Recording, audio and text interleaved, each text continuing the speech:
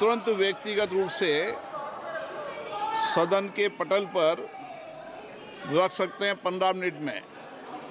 और माननीय सदस्य प्रयास ये करें कि माननीय सदस्य प्लीज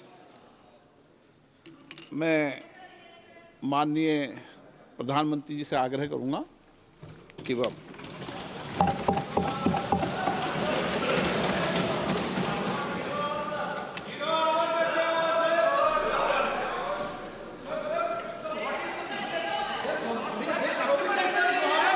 माननीय अध्यक्ष जी, प्लीज मैं बताता हूं, अभी मैं बताता हूं, प्लीज बताता हूं मैं, प्लीज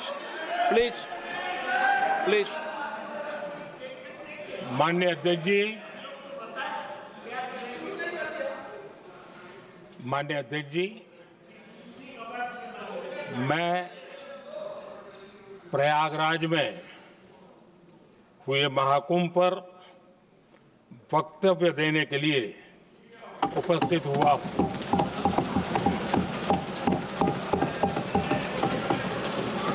आज मैं इस सदन के माध्यम से कोटि कोटि देशवासियों को नमन करता हूं, जिनकी वजह से महाकुंभ का सफल आयोजन हुआ।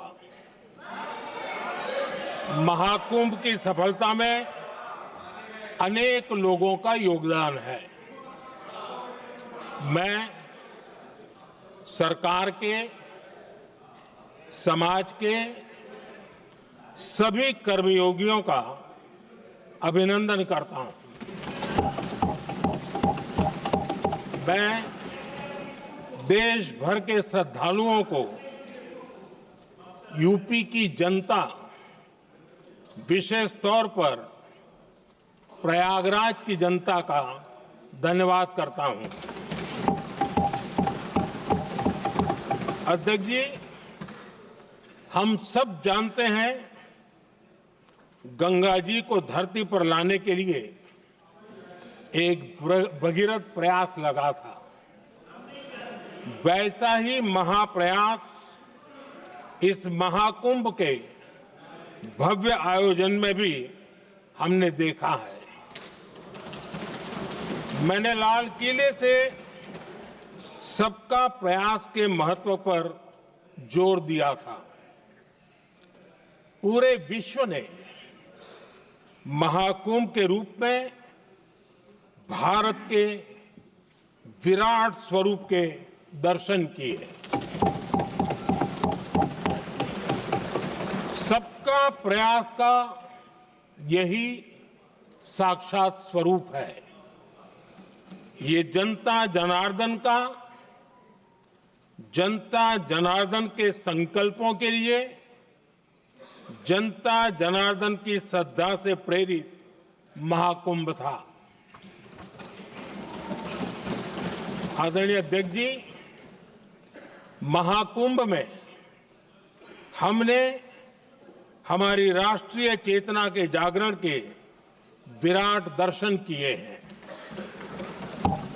ये जो राष्ट्रीय चेतना है, ये जो राष्ट्र को नए संकल्पों की तरफ ले जाती है, ये नए संकल्पों की सिद्धि के लिए प्रेरित करती है।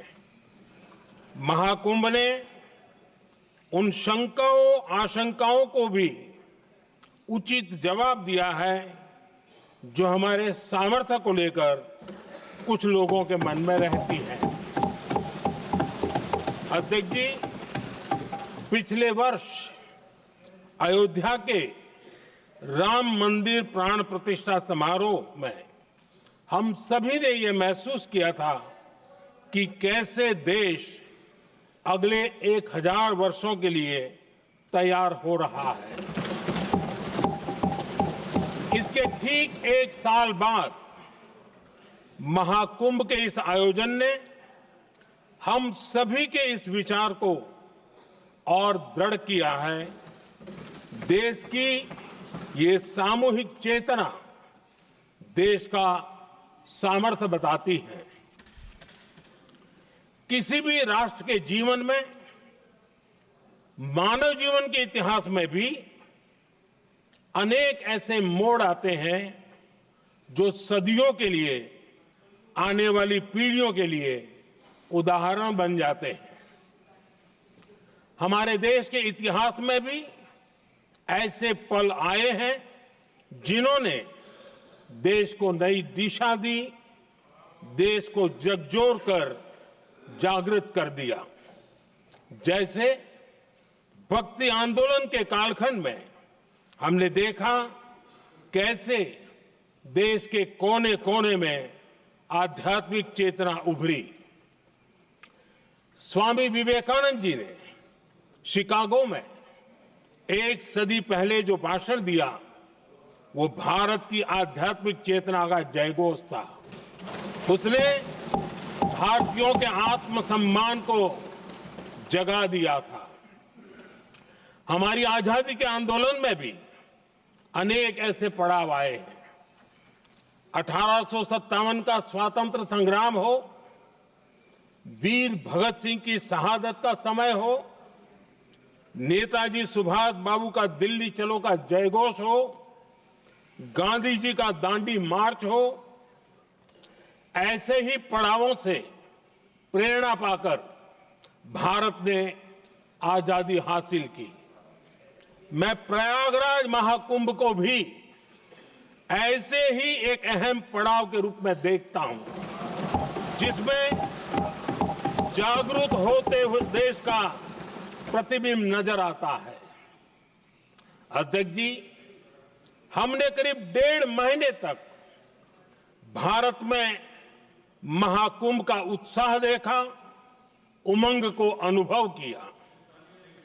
कैसे सुविधा असुविधा की चिंता से ऊपर उठते हुए कोटि कोटि श्रद्धालु श्रद्धा भाव से जुटे, ये हमारी बहुत बड़ी ताकत है। लेकिन ये उमंग, ये उत्साह सिर्फ यहीं तक सीमित नहीं था। बीते हफ्ते मैं मॉरिशस में था। मैं त्रिवेणी से, प्रयागराज से महाकुंभ के समय का पावन जल लेकर गया था। जब उस पवित्र जल को मॉरिशस के गंगा तालाब में अर्पित किया गया, तो वहां जो श्रद्धा का, आस्था का, उत्सव का माहौल था, वो देखते ही बनता था। ये दिखाता है कि आज हमारी परंपरा, हमारी संस्कृति, हमारे संस्कारों को आत्मसात करने की, उन्हें सेलिब्रेट करने की भावना कितनी प्रबल हो रही है। अध्यक्ष जी, मैं ये भी देख रहा हूं कि पीढ़ी दर पीढ़ी हमारे संस्कारों के आगे बढ़ने का जो क्रम है, वो भी कितनी सहजता से आगे बढ़ रहा है। आप देखिए, जो हमारी मॉडर्न युवा पीढ़ी है, ये कितने श्रद्धा भाव से महाकुंभ से जुड़े रहे, दूसरे उत्सवों से जुड़े रहे हैं। आज भारत का युवा अपनी परंपरा, अपनी आस्था, अपनी श्रद्धा को गर्व के साथ अपना रहा है। अध्यक्ष जी, जब एक समाज की भावनाओं में अपनी विरासत पर गर्व का भाव बढ़ता है, तो हम ऐसी ही भव्य प्रेरक तस्वीरें देखते हैं जो हमने महाकुंभ के दौरान देखी। इससे आपसी भाईचारा बढ़ता है और ये आत्मविश्वास बढ़ता है कि एक देश के रूप में हम बड़े लक्ष्यों को प्राप्त कर सकते हैं। अपनी परंपराओं से, अपनी आस्था से, अपनी विरासत से जुड़ने की ये भावना आज के भारत की बहुत बड़ी पूंजी है। अध्यक्ष जी, महाकुंभ से अनेक अमृत निकले हैं। एकता का अमृत इसका बहुत पवित्र प्रसाद है। महाकुंभ ऐसा आयोजन रहा जिसमें देश के हर क्षेत्र से, हर एक कोने से आए लोग एक हो गए।